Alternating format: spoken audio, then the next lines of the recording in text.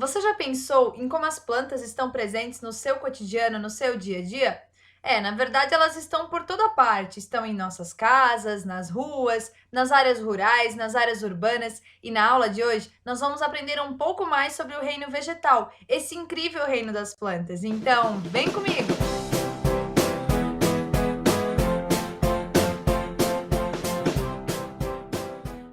Você sabia que, assim como nós, as plantas também possuem órgãos? Sim, e hoje nós vamos ver um pouco sobre os órgãos vegetativos, que são aqueles que têm a função de manter a vida da planta. É a raiz, o caule e a folha. Vamos conhecer um pouco sobre cada um deles. Vamos começar falando sobre as raízes. Você já imaginou uma árvore como essa aqui da foto sem ter raízes? Acho que bastaria um empurrãozinho e essa árvore iria logo para o chão, não é? Isso porque as raízes, elas têm por função de fixar a planta no solo e, além disso, são elas que retiram desse solo água e sais minerais que são necessários à planta. Existem diversos tipos de raízes e algumas delas fazem a reserva de nutrientes e nós utilizamos muito na nossa alimentação. Dá uma olhadinha nas fotos que nós temos aqui. A beterraba é um exemplo de raiz, o aipim, a cenoura e a batata doce também. Agora vamos falar sobre o caule. O caule, na verdade, é ele que vai ligar as raízes, vai conectar as raízes com as demais partes da planta. E além disso, o caule tem por função de dar sustentação e também fazer a condução de certas substâncias dentro da planta. Dá uma olhadinha na figura que nós temos aqui. Perceba que dentro do caule tem algumas flechinhas.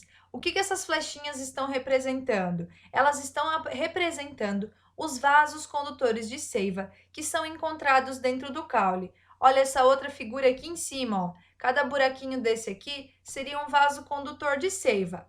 Qual seria a função dessa estrutura? Na verdade, é como se fossem as nossas veias no nosso corpo, né? Elas têm por função carregar e distribuir substâncias para todo o nosso corpo, certo? Nas plantas é o mesmo. Esses vasos condutores de seiva é como se fossem as veias que vão distribuir substâncias para toda essa planta. E que substâncias são essas? Bom, eu te falei que as raízes, elas absorvem água e sais minerais do solo. Essa água com sais minerais vai formar a seiva bruta e ela precisa, então, sair aqui das raízes e ser distribuída para toda a planta. E isso vai acontecer por meio dos vasos condutores de seiva. A planta, você sabe que ela realiza fotossíntese e, por meio da fotossíntese, então, ela produz o seu próprio alimento. Esse produto, né, da fotossíntese também precisa ser distribuído para toda a planta, e isso também vai acontecer por meio dos vasos condutores de seiva. Assim como as raízes, os caules eles também são muito diferentes entre si. E nós também temos caules que fazem reserva nutritiva, que fazem uma reserva de energia. E esses caules, inclusive, nós usamos na nossa alimentação. E temos como exemplo a batata inglesa, a famosa batatinha, o inhame e o cará. Todos esses alimentos, eles são chamados de tubérculos e eles se desenvolvem sob o solo. Bom, do caule partem ramos aonde vão se prender as folhas, e é nas folhas que acontecem três principais processos: o processo de fotossíntese, o processo de respiração, sim, a planta também respira gás oxigênio e libera gás carbônico, e o processo de transpiração, sim, a planta também transpira, é como se ela também suasse, ela libera água em forma de vapor, e todos esses três processos acontecem ali na folha. E para a folha exercer esses três principais processos, normalmente ela tem as seguintes estruturas. Ela é formada pelo limbo e também pelo pecíolo. O limbo é essa lâmina toda aqui da folha, né? Essa lâmina verde. E é aqui que normalmente vai ocorrer as trocas gasosas, então a troca de gases com o meio ambiente. Aqui nessa parte do limbo é que nós vamos encontrar os estômatos, e você já estudou isso no ano passado. Os estômatos são estruturas microscópicas, ou seja, que a gente não enxerga a olho nu, e eles têm por função captar gases do ambiente e também liberar alguns gases da planta, né? Então, eles se abrem e se fecham, fazendo essa função.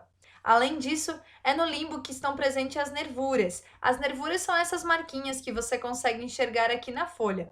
As nervuras nada mais são do que vasos condutores de seiva que vieram ali do caule. Além das nervuras, nós temos mais uma estrutura, que é o pecíolo. O pecíolo é essa haste aqui, né? Essa base que vai sustentar a folha E aqui dentro do pecíolo nós também encontramos vasos condutores de seiva. As plantas são muito diferentes entre si. Só para você ter uma ideia, existe mais de 250 mil espécies de plantas catalogadas no mundo todo. Elas são diferentes nas formas, nos tamanhos, nas cores, mas algumas coisas elas têm em comum. Todas as plantas são pluricelulares, eucariontes e autótrofas. E o que isso quer dizer? Pluricelular quer dizer que elas são formadas por várias células e por conta disso a gente consegue enxergá-las a olho nu. Eucarionte quer dizer que na célula da planta encontramos um núcleo bem definido, né? E dentro desse núcleo fica guardado o material genético. Além disso, na célula vegetal, nós vamos encontrar a parede celular, que é essa estrutura aqui que envolve a célula que você está vendo, essa estrutura verde, e a parede celular tem por função dar maior rigidez, conferir uma maior proteção para essa célula. Além da parede celular, nós vamos encontrar também na célula vegetal os vacúolos e os cloroplastos. Os vacúolos, eles têm por função armazenar água e sais minerais. Já os cloroplastos, que são esse verdinho aqui, ó, eles contêm dentro deles um pigmento que é chamado de clorofila, e a clorofila, ela vai atuar no processo de fotossíntese. Bom, aqui eu já posso puxar um outro gancho. Eu te falei que as plantas, elas também são autótrofas. O que significa ser autótrofo? Quer dizer que elas produzem o seu próprio alimento. E isso acontece por meio de um processo chamado de fotossíntese. Vamos relembrar como acontece o processo de fotossíntese? Para que aconteça o processo de fotossíntese, nós precisamos de três ingredientes principais: a água, o gás carbônico e a energia luminosa do sol. Então vamos lá para ver como tudo isso acontece. Tudo começa aqui com as raízes. As raízes vão absorver do solo a água e os sais minerais. Aí elas vão encaminhar até o caule. No caule nós encontramos os vasos condutores de seiva, que vão conduzir essa água e sais minerais até na folha. Na folha nós vamos ter os estômatos, né, que são aquelas estruturas que se abrem, e eles vão captar o gás carbônico. Na folha nós também vamos encontrar a clorofila, que é aquele pigmento que eu te falei que fica lá no cloroplasto. A clorofila, ela vai ter a função de captar a energia luminosa do sol. Então aqui nós já temos a água que veio das raízes, o gás carbônico captado pelos estômatos e a energia luminosa do sol. Esses três ingredientes vão se transformar, vão sofrer uma transformação química e vai ter origem em um produto que é chamado glicose. A glicose é um tipo de açúcar e é ela que é o alimento da planta. E esse alimento da planta vai ser distribuído por meio de vasos condutores de seiva novamente, sendo levado aqui das folhas para toda a planta até as raízes. Ao final desse processo de fotossíntese, além da produção da glicose, nós também vamos ter a produção de gás, oxigênio e de água. A água vai ser liberada em forma de vapor para o meio ambiente e nós vamos ter também a liberação de gás oxigênio para esse ambiente. Esse gás oxigênio, ele pode ser utilizado pelos seres vivos para respiração. Inclusive, as plantas usam o gás que elas mesmas produzem para fazer a respiração. Muitas pessoas nem ligam para as plantas. Eu acredito que isso acontece porque elas não sabem da importância que as plantas têm para o nosso planeta. Na verdade, as plantas elas formam a base da nossa cadeia alimentar. Então, elas são as produtoras. E a partir delas, muitos animais se alimentam e muitos animais sobrevivem, né? A cadeia alimentar ela é uma corrente. Então, se um animal não possuir o alimento, os outros também não vão ter. Eu diria que as plantas elas são as grandes responsáveis pela manutenção da vida no nosso planeta Terra. E além disso, elas também são muito importantes para nós seres humanos. Você já parou para pensar como elas estão presentes na sua vida? As plantas, elas estão presentes na sua alimentação. Dá uma olhadinha nas figuras que nós temos aqui. Quantas refeições você faz por dia e que ali tem algum componente que é de planta? Né? Os cereais que você consome, as leguminosas, os frutos, né? E entre outros alimentos.